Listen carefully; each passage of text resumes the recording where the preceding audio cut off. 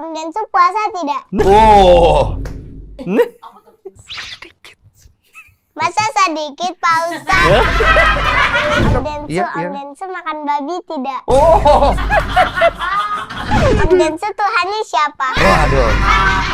Allah. Kalau kamu Tuhannya siapa? Allah. Tos dulu sama, merujuk kepada satu Tuhan pencipta.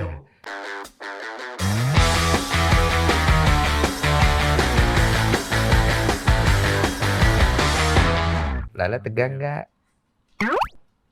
Nggak. Tegang. Tegang ya? Lala mau nanya apa sama Ustadz?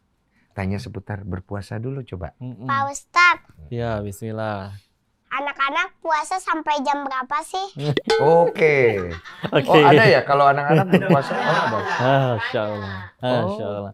Ya, puasanya tetap aturannya mah dari mulai azan subuh, fajar, sampai waktu maghrib tiba. Tapi kan yang diwajibkan untuk berpuasa seperti itu nanti kalau sudah akil balik, sudah dewasa ya. Nah, berarti kalau Lala mau puasa sebetulnya sekuatnya dulu aja. Kan masih belajar. Oh. Kayak orang lomba untuk berlatih buat ikut lomba, pas lagi latihan salah nggak apa-apa.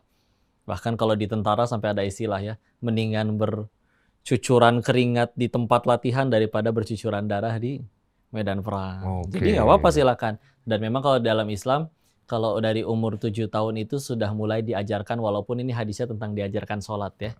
Bahkan kalau udah di umur 10 tahun tuh udah boleh ditegesin. Seperti misalkan kalau misalkan harus dipukul. Oh berarti ngajarin jahat. Enggak. Dalam Islam hukuman itu seperti obat. Kalau dosisnya pas, sembuh. Tapi kalau kekencengan atau kebanyakan, overdosis. Oke. Bisa cilaka. Kalau kurang, nggak sembuh-sembuh. Yang paling tahu nanti ayah bunda harus gimana. Tapi kalau Lala kuatnya, misalkan belum pengen puasa juga nggak apa-apa. Karena belum diwajibkan untuk Lala. Lala udah puasa belum? Tahun kemarin gimana? Belum ya? Belum. Belum, tapi udah latihan. Sudah Latihannya tiap hari? 2 hari. 2 hari. Oh, yang berhasil berapa? Aduh, malu. Sampai jam berapa waktu itu, lah? Terus sampai jam 5. Jam 5. 5 sore? Udah bagus dong. Kalau 5 subuh berarti setengah jam dong. Iya. Kamu pernah sahur nggak? Pernah sahur? Pernah. Pernah. Habis itu puasa? Iya. Oke, sampai jam berapa puasanya? Sampai 5 tuh. Itu jam berapa? Sampai jam berapa? Jam 4, jam 5, jam 3? Jam 5. Oh, jam 5 sore. Iya. Oh, hebat dong. Dikit lagi finish. Tapi kenapa kamu Full. Full gimana? Sampai jam 10 pagi. Jam 10 Nggak pagi apa-apa. kamu apaan kamu? Enggak apa-apa. Lupa. Enggak apa-apa. Tunggu. Waktu itu kalahnya gara-gara apa? Gara-gara haus. Oh, gara-gara Haus, ya. haus. Insya Allah. Nggak Iya, apa-apa, nggak jadi apa-apa nyampe ya. jam 10 juga kan masih belajar. Tapi dia bisa doa buka puasa katanya. Oh, Ustaz. gitu? Iya, coba doa buka puasa. Boleh dengar nggak? Boleh dengar nggak? Bismillahirrahmanirrahim. Allahumma lakasumtu lakasumtu wabika amantu wa wa ala rizkika aftartu birahmatika ya arhamar rahimin. Masya Allah. Silakan Keren. dimakan ya. Belum. Iya. Waduh hebat ya. Ih, Ya ini keren. berarti. Om Densu sholat tidak? Jadi panjang nih ceritanya. Dulu Om Denny tuh sholat ya. Sekarang udah mulai kafir ya. jadi Om Denny dulu belajar sholat. Sekarang nggak boleh tanya yang Ustadz sebelah situ aja ya. Iya. Om Densu puasa tidak? Oh. Puasa. Masa sedikit, Pak Ustadz? Dia aduin. Nakal ih. Om Iya. Densu. Masih panjang perjalananmu untuk mengetahui itu semua ya. Kok nggak serem ya? Jadi Doain Om Denso juga lagi belajar. Iya, Tapi lagi di balik belajar. itu beliau juga punya kebaikan-kebaikan yang lain. iya. Masya Allah. Coba kamu tanya sama Ustaz. Apa manfaat daripada puasa itu dan kenapa kita harus berpuasa? Nah, coba ditanya. Ustadz, kenapa kita harus berpuasa? Masya Allah. Jawaban yang paling harus kita terima sih sesederhana, karena Allah suruh. Udah gitu aja. Oke. Jadi kalau di dalam Islam itu kan bahkan arti kata Islamnya sendiri, aslama yuslimu, berserah, benar-benar tunduk kepada Allah. Jadi sesederhana Allah suruh, udah ya sudah, lakuin. Tapi saya dengar Ustaz, katanya kalau puasa itu, kalau di Islam adalah bentuk daripada bulan ketaatan untuk umatnya. Perintahnya justru salah satunya kayak contoh Al-Baqarah 183, ya ayyuhalladzina amanu kutiba alaikumusyiyamu kama kutiba alal ladzina min qablikum la'allakum tattaqun. Agar kamu jadi orang yang bertakwa. Kamu diperintah puasa seperti orang terdahulu agar kamu jadi orang yang bertakwa. Itu satu. Kalau bicaranya terkait untuk bisa jadi manfaat bagi banyak orang di dalam Ramadan itu, kalau tadi disebutnya bulan ketaatan ya, sebetulnya 12 bulan ya kita harus taat juga sih. Nggak boleh di Ramadan doang. Tapi memang kalau puasa salah satu ibadah khusus yang kalau misalkan disebutkan al-qamakau Rasulullah Muhammad SAW bersabda dalam hadis diriwayatkan yang maknanya bahwa yang puasa itu disebutkan memang untuk Allah. Maka aku yang nentuin nanti balasannya. Kayak misalkan kayak kita sedekah nih. Berarti Al-Baqarah 261. Balasannya minimal 700 kali lipat. Sholat pahalanya banyak, jelas. Tapi kalau misalkan puasa itu terserah Allah. Jadi ibarat kalau hitung-hitungan pahalanya ya. Terlalu berat pembahasannya. Coba kita kembali ke pembahasan Lala saja ya. Oke, silakan lanjut host kita. Tanya apa? Kenapa Tuhan itu namanya Allah? Masya Allah. Cakep. Allahnya sendiri yang mendeklarasikan bahwa disebutkan di Al-Quran bahwa ya aku Tuhanmu, aku Allah gitu disebutin. Ya, jadi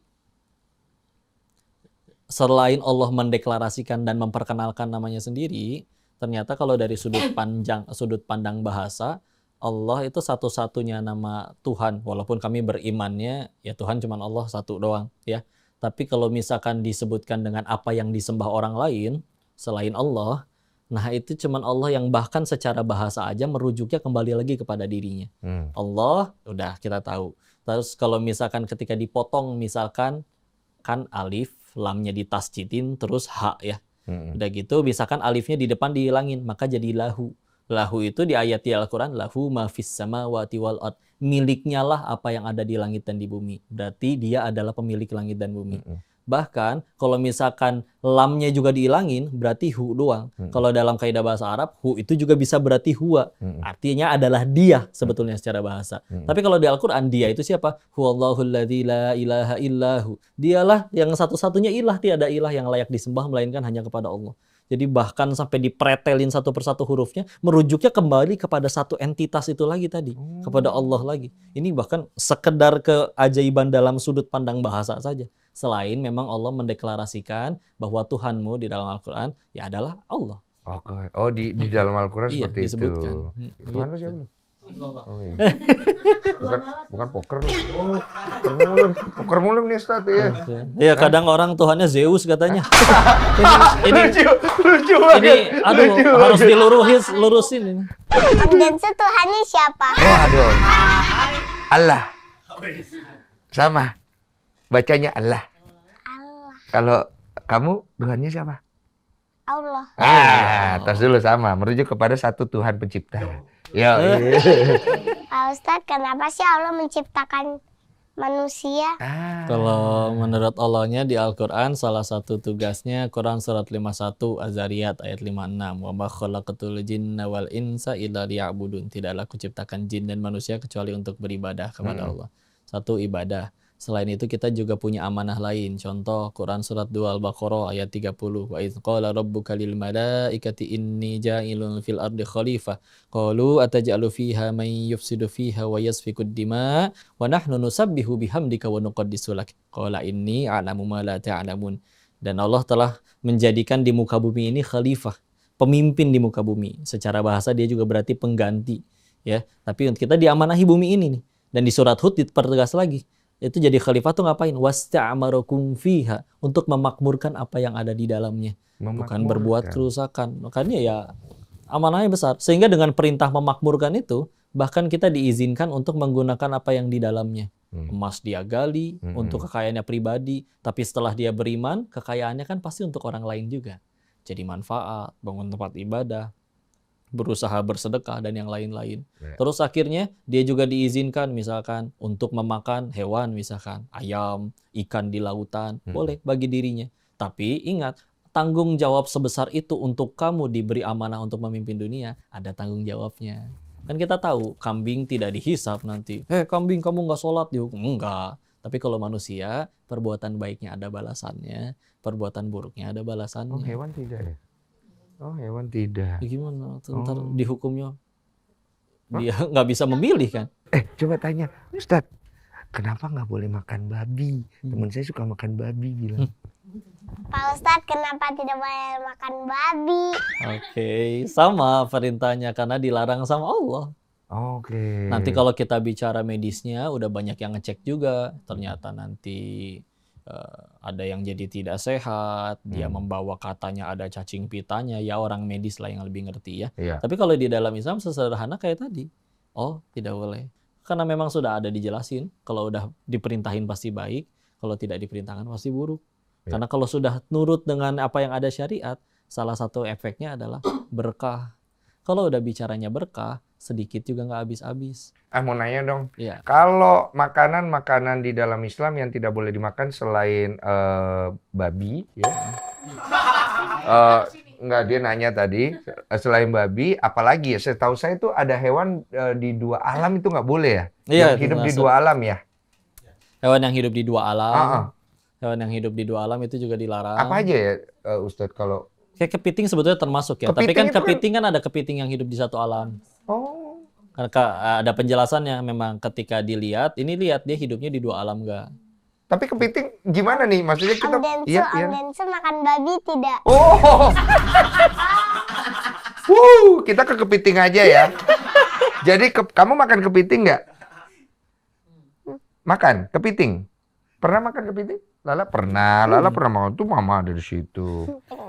Ini kita lagi nanya sama Ustadz, kepiting itu kan hidupnya di dua alam. Kira-kira boleh dimakan nggak? Nah itu dia. Makanya kalau kepitingnya dia kepiting yang benar-benar dibudidayakannya di satu alam, Heeh. ya itu kan berarti dia jadi tidak hidup di dua alam. Iya.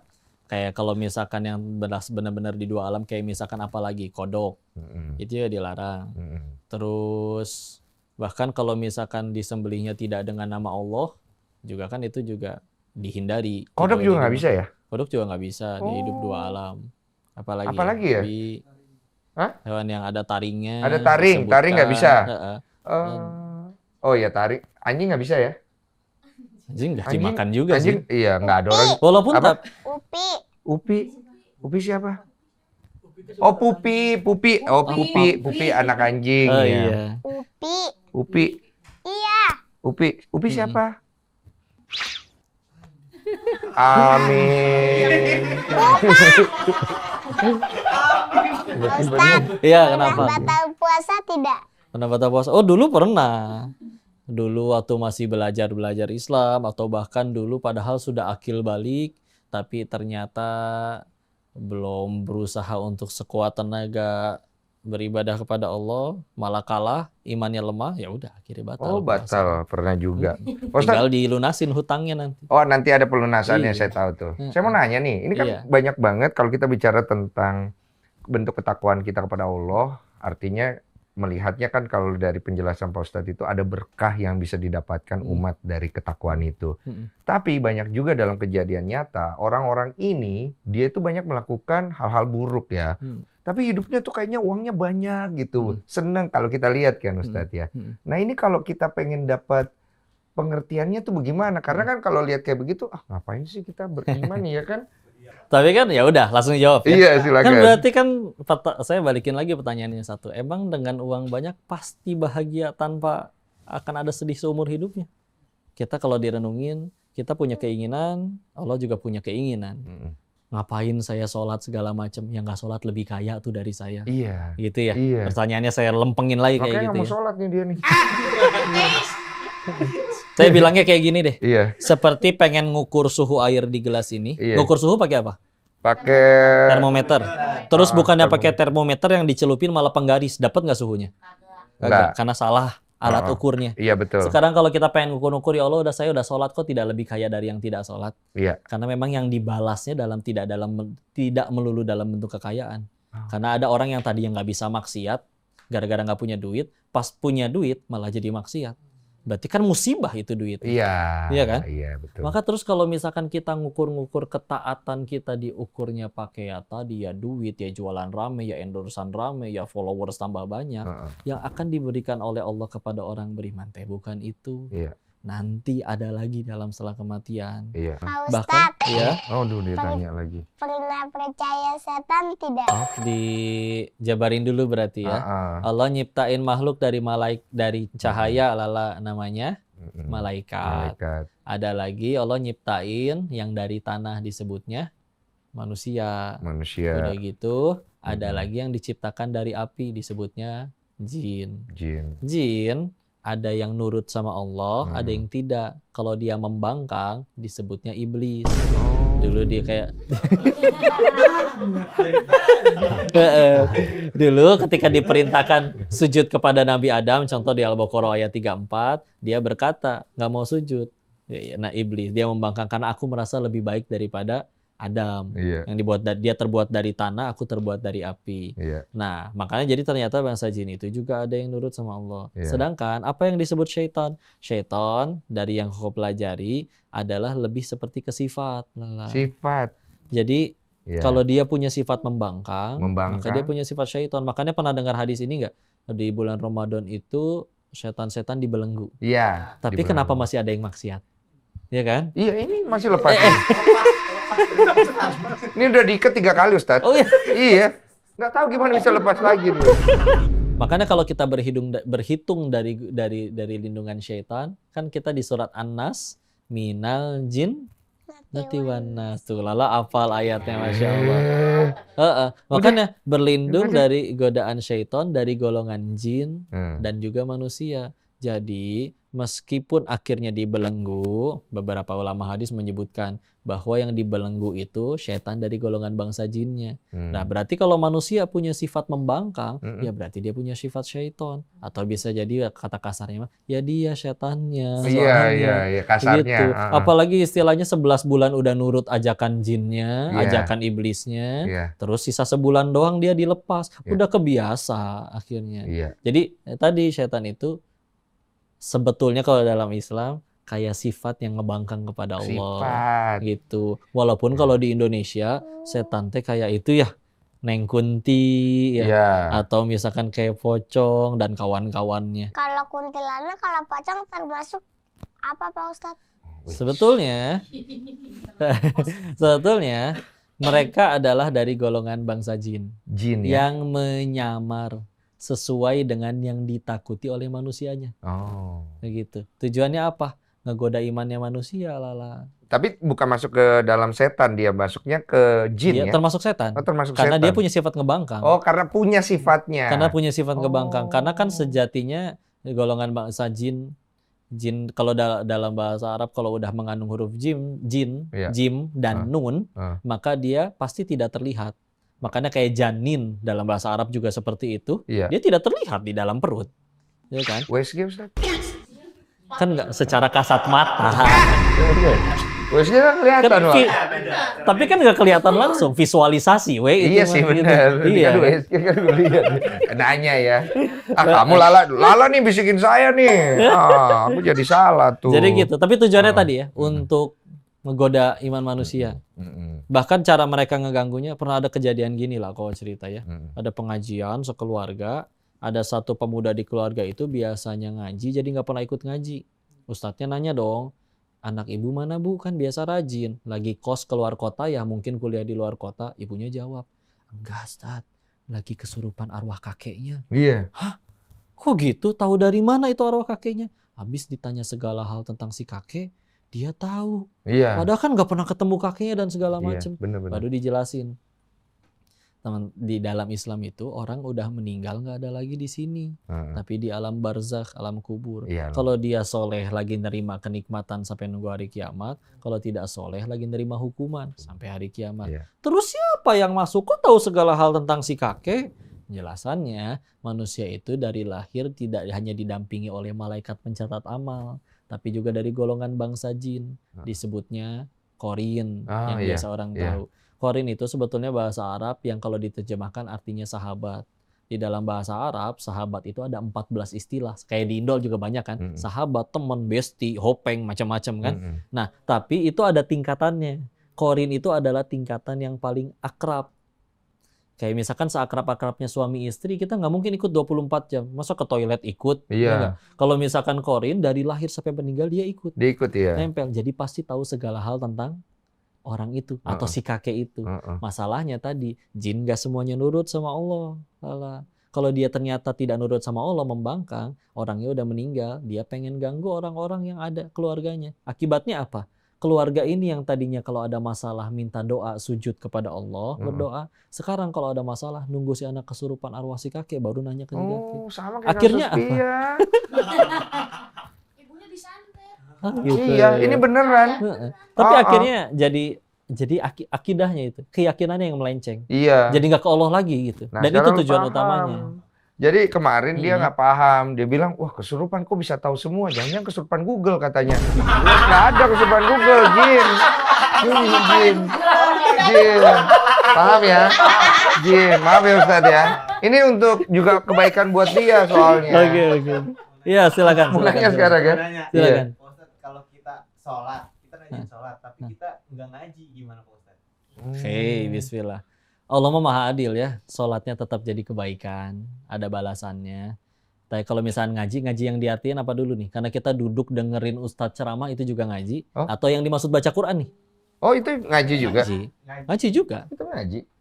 Ngaji kan sebetulnya bahasa Indonesia ya. Artinya apa ya? Dia mungkin asal katanya kalau dalam bahasa Indonesia mungkin dari kata kajian, lalu akhirnya kita mengkaji. Akhirnya orang nyingkat ngaji gitu. Iya. Ya kan? Ngaji dengerin ceramah kita jadi tahu ternyata yang baik seperti ini, yang tidak baik seperti itu. Kalau misalkan kita tidak tahu, ya nanti kalau misalkan ada sesuatu yang bikin kita harus kita lakuin tapi kita nggak tahu, nanti kalau salah gimana?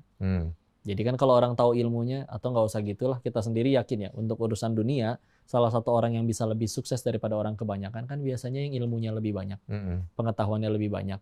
Ini kita mati bakal, sukses pengen, mulia pengen, tapi ilmunya nggak pengen tahu. Ya kan jadi gimana? Sedangkan kalau misalkan ada orang yang istilahnya ibadah, tapi ngaji ilmunya nggak diamalin, atau ngaji nggak mau. Disebutkan oleh guru kami seperti kayak keledai, ngangkut buku banyak. Itu buku kalau dibacanya sama manusia bisa manfaat jadi orang, jadi sukses, jadi pinter, jadi cerdas. Tapi karena yang bawa keledai kan nggak bisa baca, nggak ngerti. Akhirnya keledainya jadi apa? Nggak jadi sarjana kan? Tetap aja dipergunakan oleh orang untuk manggul barang. Jadi ya untuk tuntunan sih. Ditambah lagi kalau misalkan kita akhirnya tahu ilmu tentang sholat nih, ngaji, baik dengan kita baca Quran, ternyata sholat begini, ataupun dengerin ceramah. Sholatnya orang yang punya ilmu dengan tidak tahu ilmunya, ini beda. Sholatnya sama-sama 5 menit nih. Iya. Ya, tapi yang satu benar-benar ngerti arti bacaannya apa, terus maknanya apa, kebaikannya apa, doa ini teh artinya apa, dibanding yang juga sholat tapi hafal tapi nggak ngerti sama sekali. Iya. Pahalanya jauh lebih gede yang tahu ilmunya. Makanya sampai disebutkan kalau orang-orang soleh terdahulu kan, wafatnya seorang ahli ilmu bisa jadi lebih menyedihkan daripada wafatnya 1000 orang ahli ibadah. Karena kadang ada orang ibadah doang tapi nggak diamalin, nggak nyebarin kebaikan, nggak berdakwah, nggak jadi manfaat bagi orang lain. Terus aja. Ya ibarat orang Jepang juga bisa bikin robot sholat. Tiap hari dia sujud, bangun, sujud, bangun, sujud, bangun. Jadi kebaikan nggak itu robot? Ya robot cuman didesain buat sujud. Iya. Tapi kan salah satu tujuan kita ngaji sholat tadi, akhirnya tahu ilmunya, jadi manfaat bagi orang. Bahkan kan salah satu indikator orang imannya udah bener, atau imannya sudah baik, dia makin pengen jadi manfaat bagi orang. Mau nanya lagi? Hah? Udah, kita tutup aja. Pertanyaan terakhir, ada pertanyaan terakhir. Apa tujuan manusia hidup di dunia? Itu bagus tuh, coba tanya. Apa tujuan Lala hidup di dunia. Lala hidup di dunia? Masya Allah. Kayak tadi Untuk yang memperkaya papa.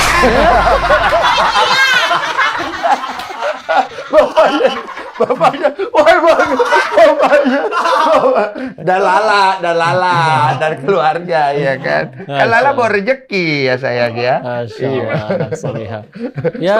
Stres lagi. Lanjut terus. Ya alhamdulillah. Ya tadi kakak udah jelasin juga terkait ya kita manusia ya tadi diciptain untuk beribadah, diamanahi bumi ini untuk memakmurkan apa yang di dalamnya.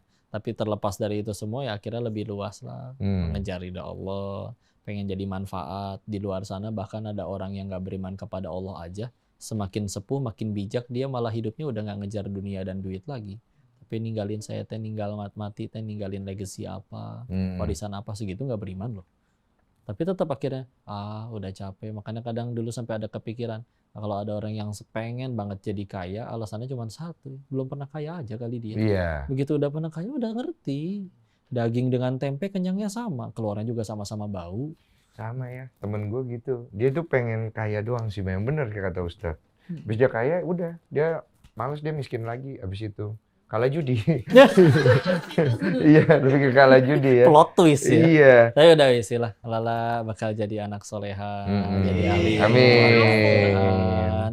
jadi anak yang baik, Tuh, jadi didoain. pahala jariah bagi ayah bunda. Amin. Tuh, kan. Bangga lah pasti ngeliat Koko sendiri juga ngeliat Lala, ya Allah pengen punya anak kayak Lala, doain ya. Kita doain Ustadz Iya. segera ya. Untuk program hamilnya juga kita doakan ya. Masya Allah. Amin. Bang Densu sama Ci Olive juga nih. Iya, Masya terima Allah. kasih. Alhamdulillah. Satu pertanyaan terakhir buat dari saya ya. Sebelum kita tutup mau ngapain? Oh, belum. Iya kan? Satu pertanyaan terakhir dari saya. Jadi pertanyaan ini sebenarnya udah banyak ditanyakan. Kalau Allah itu kan maha baik ya. Dia menciptakan segala sesuatu dari mata Allah itu baik gitu. Tapi kenapa kemudian akhirnya Allah itu membiarkan semuanya itu akhirnya harus berakhir nanti? Artinya kenapa nggak dipertahankan aja terus? Kenapa harus ada kiamat lah maksudnya? Kehidupan itu berakhir atau kematian lah ibarat. Kita bicaranya sebetulnya kalau kayak manusia hidup dulu kan Nabi Adam kita tahu hidupnya sebetulnya mah di surga. Tapi akhirnya ada kesalahan yang akhirnya ya udah ini teh yang sekarang tempat kita hidup teh tempat hukuman bagi Nabi Adam. Oh, ini Ya dunia sebetulnya mah kan. ini. Iya, Terus akhirnya kita dipersilahkan untuk pulang lagi ke sana. iya. Ya sudah, yuk tinggal kita kan sebetulnya dalam nasihat orang para motivator aja disebutin diri kita yang di masa depan itu tergantung kita ngapain aja sekarang. Ya kebaikan-kebaikan yang sekarang kita lakuin juga kan yang metiknya juga nanti kita lagi. Ya. Jadi kalau salah satu hikmahnya bagi kita ya kita nanti bakal udahan, bakal pulang. Cuman akhirnya mau pulang dalam keadaan seperti apa nih? Sekedar ngancurin diri sendiri, nyenengin yang kita ikutin aja sesuai syahwat dan keinginan kita, atau ya benar-benar jadi manfaat yang kitanya juga wafat dalam keadaan kebaikan, terima nikmat, terima kebaikan dan juga jadi manfaat bagi orang, atau sekedar ya udah yang penting sesuai saya suka, ternyata nggak bahagia juga, udah gitu meninggal duluan, udah gitu nggak dapet akhiratnya. Jadi ya itu skenario Allah yang saya yakininya mah, bahwa ya gini memang aslinya bukan tempat kita, kampung halaman kita mah di surga. Persinggahan saja ya. Ini sedang jadi kayak tempat singgah, rest area, dan apa yang kita lakukan di sini, bismillah mudah-mudahan semuanya bisa jadi jalan untuk ya kembali pulang ke sana. Amin. Penutup yang bagus sekali. Lala soalnya udah mau pulang juga ya Lala ya. Iya. Udah, terima kasih sama Ustadznya. Terima kasih Pak Terima kasih Ustadz. juga Lala, Iya. doain Koko ya. Terakhir, terima kasih pada penonton di rumah. Terima kasih penonton di rumah.